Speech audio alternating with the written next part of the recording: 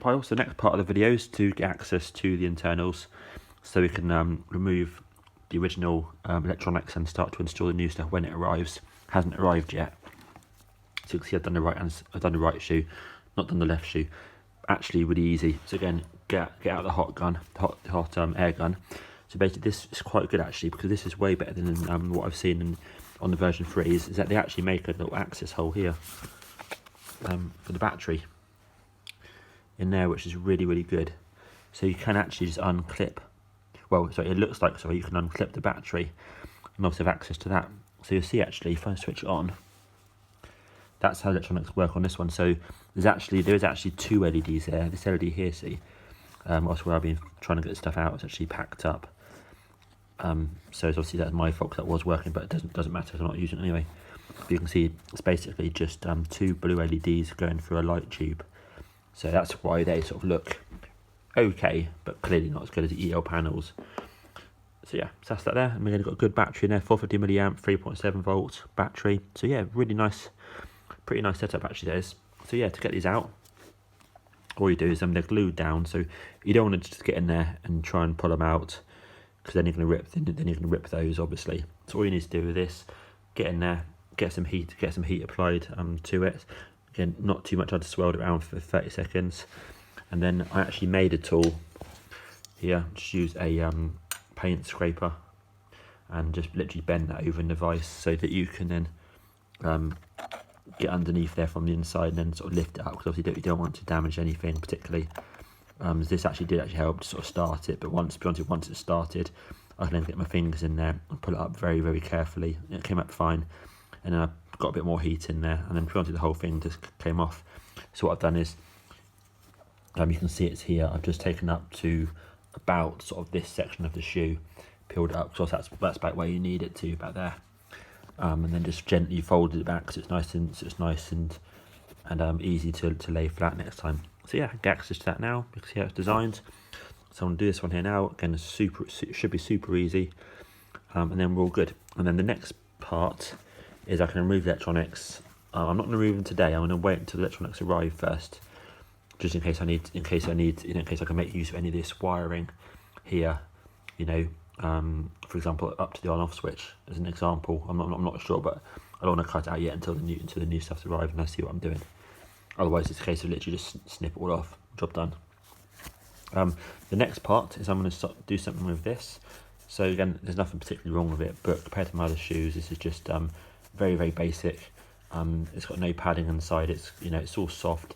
No problem with it at all, but it's not as good. So I'm going to somehow add a piece of stitching around the top with like a piece of fabric around, like a binding. I'm not sure what the technical term is. I don't really do much sewing, but yeah, put a binding around the edge down there, and that should then give it some sort of structural strength, and it just adds some detail as well. I might even possibly cut a slit in this maybe, and maybe put some additional material in there to sort of bulk it out, because beyond it's fine, but it's not as good as the other shoes. It just feels flimsy, that's all. So yep, I'm on the case with that. This is a little stain I've got, massively annoying, but I haven't. I've tried to clean it off with a wet cloth. Hasn't come off, but I know that bicarbonate of soda should remove that, or white vinegar. So I'm going to leave that for now. I don't want to start scrubbing it and then you damage the material. So I'll leave it for now. Once the shoes is basically done, then I'll get the bicarbonate of soda out and then remove any marks on the shoes. It's just typical, it's right there, but it's not bad. One little mark so far, it's just the fact that it happens to be right there. But yeah, all good. Yeah, these are starting to look really good now. So yeah, just need to wait for the bits. So yeah, I'm going to remove that now, and then have a little think about what I'm going to do with this. Maybe break out the sewing machine and then go from there. Cool, cheers. Right, yep, hi, also this is the next part of the video. So I received today the half moon panels, they're called EL panels, from the guy on Etsy. These are top quality. There's one there. I also received the triple EL panels here. Now these panels here, I have used them before in this shoe, but this shoe here, the version 1, runs a fairly clear panel. So I'm using the much more newer cinema style panel here, which is much deeper. It's much more, I think it's opaque is the word, but ultimately it's more blurry on there. And when you actually run these on it, you can hardly see them. So these are just absolutely of no use. Whereas the original, they're not quite LEDs. They're not LEDs. They're the modern version of an LED. So some sort of electronic diode. I forget what the terminology is for them. Apologies, but they're not a bulb like what I had in my version 1. So those were bulbs. These are EL panels. These are more modern versions of something. So when you see, unfortunately I can't compare, but literally you could hardly see this through there. So could not use those, and I didn't want to fit the clear covers that came with the shoe on it, because I want to go for this look here. So you have to compromise slightly on my powering. But yeah, press the button on the back here. Boom. I mean, that is way brighter than the EL panels. So the EL panels work on that one there, but they just will not work with these more cinema original film quality bubbles here, which are sort of the newest thing to put in. So yeah, I'll keep those for a future project in case I need them. That's fine. So those are in. That looks pretty decent. Once I've sort of neatened it up, actually, you'll see that there's some paint gone here. It needs neatening up around the edges. So at the moment I was letting that to dry, and then I'll go over that and detail that with the sharp knife. And obviously I'll have to do a little touch up on paint, but that's not bad considering how much of a bitch these panels are to heat and remove. This type of material is so difficult. I forget if it's in the previous video or not, but you literally heat this up and it just does not come away from, it kind of like sort of goes into a gloop and doesn't really come away from the rubber. So that was really hard to get that off. You'll see by the state of this one, and this is all going to be recoverable, but ultimately when I tried to get this piece here off, it pretty much just pulled off all the rubber onto this because it's so hard to get off. So I'd had to get there again a minute ago with the heat gun, heat it even hotter, and then peel it off very slowly with these, and just gradually ease it in. Now I've glued this bit back on here. This looks like a pig's ear, of course, and it's ripped and all that sort of stuff, but it's so hard on, it's just difficult to get removed.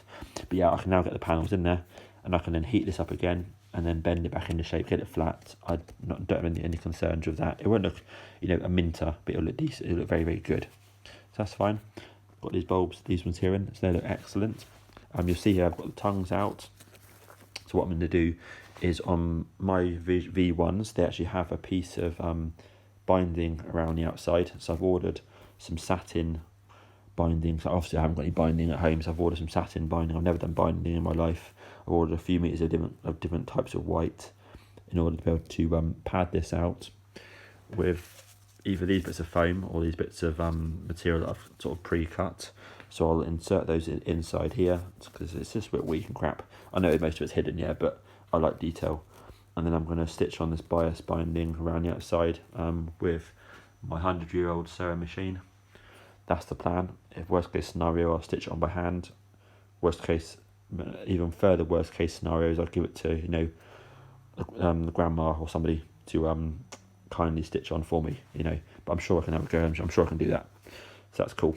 But like I say, most of it's hidden anyway. It's just obviously where it's just not as good, like that one there.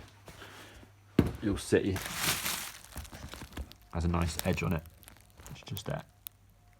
And it just looks quality. I mean, it just looks quality. So I've also got the white vinyl coming for the swooshes as well. So that will look good. So yeah, we're all looking good. So all I would say really is, if you're having these shoes here, I would keep the LEDs in here. 100% replace those. 100%. Those are crap on the original shoes, and LEDs. Lobby L's in. I've also made up the tongues straps, we're going to call them, yesterday, of EL panels as well. Those are from EL Wirecraft, these particular panels are, and then you have to basically cut apart and fit them into your straps. And those will go on later on for the next part of the video once this is all sort of dried, and once I've got those panels in, I'll do another part of this video in a minute, well, in a few hours time, lob those on and see how it looks, and then I'll just have to wait for the swoosh material and the bias binding for the edges, and then neaten it up, and then those shoes are good to use, good to wear. And then the next pair of shoes that comes along, it's going to get the auto lace in, the full price auto lace. And you see I've got some motors and gearboxes to try out. Cool, this is the glue I recommend. You want good quality glue that's going to dry pretty quickly. So this stuff here obviously dries instantly. This stuff here you have got a few seconds to manoeuvre it about before the gel goes off, and it's good quality. Yes, you can get cheap crappy glue, of course, no doubt, a couple of quid, whatever, but it's worth spending £6-7 on this because this is quality. Yeah, that looks absolutely epic so far, absolutely beautiful. And once those babies are on, my god, that's nice. So lots of work, but it looks superb. Cool, nice one, cheers. Yep, so the next bit is just to stick on the letters. So this is the ones I've just stuck on. That's obviously the ones I'm going to do in a minute. Got a bag of letters there. So obviously these letters here, you just want to, if you watch the previous videos, just down there. I don't know if I can zoom in or not. But there's the Air Mag King sort of rear heel cup, which I basically took this part here out of. Plus I also cut these letters out individually off it because the shape is ever so slightly different around here than this one here, and it's obviously different colour as well. So you have to repaint the whole shoe. But yeah, these look good. So I've cut them out. I tried super glue. Super glue worked alright actually, but I found that this stuff here, I know it's called super glue, so that I tried traditional super glue, and this one here, this gel super glue, gives you literally a couple of seconds to manoeuvre in position. So I feel this is better for the job. So yeah, I'm quite pleased with those. So what I'll do now is I'll put some tape over it now, just to hold it down, hold it in place. Hopefully it will then cure perfectly, and that's looking good. After this, I'm going to add some silicone just in the right hand side there, just sorry, the left, yeah, the right hand side, yeah, just to butt up against the back part of this, just to add some additional sort of strength. So I'm putting some clear silicone just down the side there. Won't do it for the front because the front's actually, the design of the shoe, the front's actually, the panel is actually pretty much close to the rubber, but here there's a bit of a gap on this side here.